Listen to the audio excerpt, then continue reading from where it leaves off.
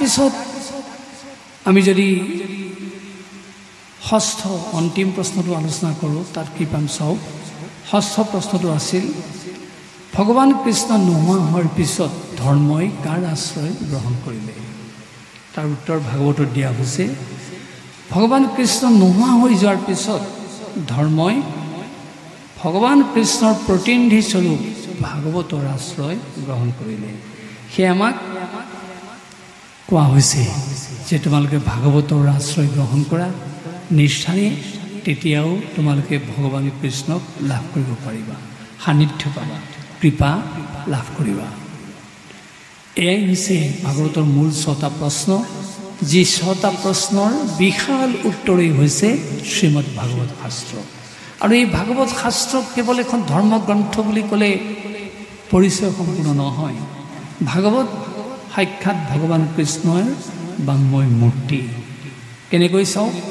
যিদিনাখন ভগৱান কৃষ্ণই বৈকুণ্ঠলৈ যোৱাৰ মন মেলিলে তেতিয়া সখী উদ্ধৱক মাতি আনি ক'লে সখী উদ্ধৱ তুমি মোক পাই থকাৰ সময়ত খাদ্য ভক্তিত উপনীত হৈছিলা সহজ মাৰ্গত উপনীত হৈছিলা আজি কিন্তু মই তোমাক এৰি থৈ গুচি যাম এতিয়াৰ পৰা কিন্তু তুমি খাদ্য ভক্তিৰ আশ্ৰয় ল'লে নহ'ব তুমি এতিয়াৰ পৰা সাধন ভক্তিৰ আশ্ৰয় ল'ব লাগিব আৰু সেই সাধন ভক্তিৰ মূল মাৰ্গ হৈছে ভাগৱত আৰু সেই কথাকে মই তোমাৰ সন্মুখত আজি প্ৰমাণ কৰি দিছোঁ চোৱা তেতিয়া ভগৱান কৃষ্ণই উদ্ধৱক কি বুলি ক'লে জানে স্বকীয়ং যৎ ভৱতেজম শ্ৰীমদ ভাগৱতে অদধাত তিৰুধায় প্ৰবিষ্টয়ম শ্ৰীমদ ভাগৱতৰ নৱম সখী উদ্ধৱ মোৰ যি তেজ শক্তি আছে এই ভাগৱতত সন্নিৱিষ্ট হৈ থাকে মই আজি তাকেই তোমাৰ সন্মুখত প্ৰমাণ কৰি দিছোঁ তিৰুধায় মই আজি প্ৰস্থান কৰিম কিন্তু অয়ম লগে লগে প্ৰৱেশ কৰিম ক'ত শ্ৰীমদ ভাগৱতৰ নৱম অৰ্ণৱ মানে সমুদ্ৰ মই ভাগৱত সমুদ্ৰত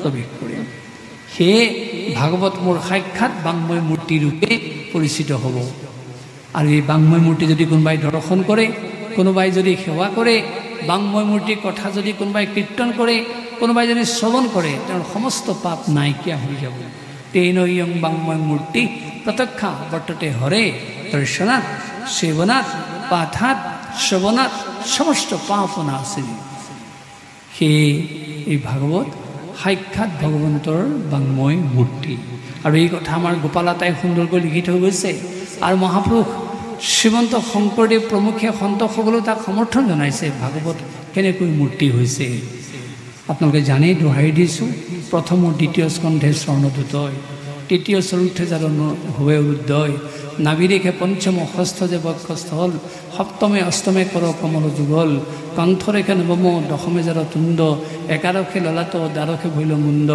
হেন ভাগৱত মূৰ্তি এইটো অতি মনোহৰ তমাল সদৃশ বৰ্ণ শ্যামকলে ভগৱন্তৰ দ্বাদশ সংগৰ লগত কেনেকৈ এই দ্বাদশ স্কন্ধ ভাগৱতৰ তুলনা কৰা হৈছে এই তাৰ চলন্ত উদাহৰণ সেই ভাগৱত সাক্ষাৎ ভগৱন্তৰ বাংময় মূৰ্তি আৰু সেই ভাগৱতক আমি বাংময় মূৰ্তি বুলিহে প্ৰতিষ্ঠা কৰিছোঁ কেৱল গ্ৰন্থ বুলি তাত আমি প্ৰতিষ্ঠা কৰা নাই আমি যদি কোনোবাই গ্ৰন্থ বুলি প্ৰতিষ্ঠা কৰি সেৱা লওঁ সেই সেৱা অথলে যাব সেয়া ব্ৰহ্ম সেয়া সাক্ষাৎ বাংময় মূৰ্তি এই ভাবিহে আমি তাত সেৱা জনাইছোঁ এই ভাগৱতৰ যি দ্বাদশ স্কন্ধ আছে সেই দ্বাদশ স্কন্ধৰ কথাবিলাক যদি আমি আলোচনা কৰি চাওঁ আমাৰ সমাজ জীৱনত তাৰ সম্পৰ্ক আছে আৰু আমি সেই ভাগৱতৰ দ্বাদশ স্কন্ধৰ যোগেদি আমাৰ সমাজ জীৱনৰ আমি শিক্ষাবিলাক লাভ কৰিব পাৰোঁ অৰ্থাৎ যি শিক্ষাৰে শিক্ষিত হৈ আমাৰ জীৱনটো আমি পৰিশীলিত কৰিব পাৰোঁ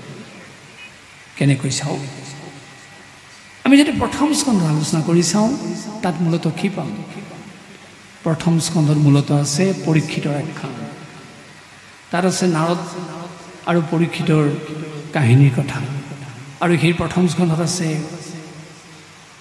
ব্ৰাহ্মণৰ দ্বাৰা পৰীক্ষিতৰ অভিসম্পাদৰ কথা সেই প্ৰথম স্কন্ধত আছে সুখ পৰীক্ষিত সংবাদৰ কথা সেই পৰীক্ষিতৰ কাহিনী আমাক কি শিক্ষা দিছে চাওঁ যিদিনাখন ৰজা যুধিষ্ঠিৰে পৰীক্ষিতক ৰাজ্যভাৰ চমজাই তেওঁ স্বৰ্গলৈ গুচি গ'ল তেতিয়া পৰীক্ষিতে সুন্দৰকৈ ৰাজ্য চম্ভালিবলৈ ল'লে এদিন তেওঁ বাহিৰলৈ ওলাই যোৱাৰ মন মেলিলে আৰু বাহিৰলৈ ওলাই গৈ দেখিলে এটা অদ্ভুত কাৰ্য কি কাৰ্য এটা ষাঁড় গৰুক এজন মানুহে উধাই মুধাই প্ৰহাৰ কৰি আছে তেতিয়া পৰীক্ষিতৰ কৌতূহল জন্মিলে, ওচৰলৈ গ'ল।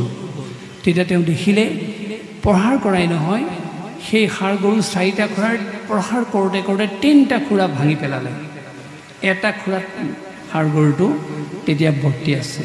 আৰু তাকে দেখি বিকলাংগ অৱস্থা দেখি কাষতে থকা এজনী গাই গৰুৱে কান্দি কাটি ব্যাকুল হৈ আছিলে। পৰীক্ষিতৰ আৰু কৌতূহল জাগিলে, সন্মুখলৈ গ'ল। তেতিয়া তেওঁ সাধনাৰে গম পালে সেই ষাঁড় গৰুটো সাধাৰণ ষাঁড় গৰু নহয়, ধৰ্ম।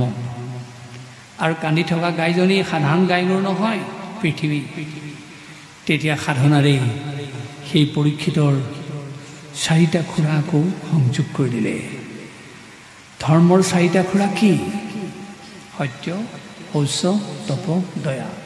এই যে দুষ্ট মানুহজনে মাৰোঁতে মাৰোঁতে ভাঙিছিলে, সত্য, শৌচ, তপ, দয়া 3টা ভাঙিলে, সত্যত মাত্ৰ ধৰ্ম সেই সময়ত বৰ্তি আছিলে। তেতিয়া যেতিয়া পৰীক্ষিতে সেই 4টা খুৰা সংযোগ কৰি দিলে, ধৰ্মই সেই পুনৰ আগৰ অৱস্থা ঘূৰাই পালে। তেতিয়া পৃথিৱীও সান্তনা লাভ কৰিলে। আৰু তেতিয়া পৰীক্ষিতে দুয়োকে সম্বোধি ক'লে, তোমালোকে আৰু মই থকা অৱস্থাত বিকলাংগ অৱস্থা পাব নালাগে, তোমালোক স্বস্থানলৈ গুচি যোৱা। তেওঁলোকক বিদায় দিলে। বিদায় দিয়াৰ পিছত পৰীক্ষিত গৈ সেই দুষ্ট মানুহজনৰ সন্মুখত উপস্থিত হ'ল। পৰীক্ষিতে দুষ্ট মানুহজনৰ সন্মুখত উপস্থিত হৈ ক'লে, কোন তুমি কিয় মোৰ ধৰ্মৰ ৰাজ্যত অধৰ্মৰ পতাকা উৰুৱাবলৈ আহিছা? মানুহজনে গম পালে সখা গৰা ধৰা অধিপতি ৰজা পৰীক্ষিত চিনি পালে। তেতিয়া তেওঁ লাহেকৈ মাত লগালে, মহাৰাজ, মই কলি, মোৰ নাম কলি। তেতিয়া পৰীক্ষিতে ক'লে, তুমি যদি সঁচাকৈ কলি, তোমাক মই ধান মানি সময়ো মোৰ ৰাজ্যত থাকিবলৈ নিদিওঁ। কঁকালৰ পৰা তৰাল উলিয়াই ল'লে, ক'লে মই তোমাক প্ৰাণে বধ কৰিম।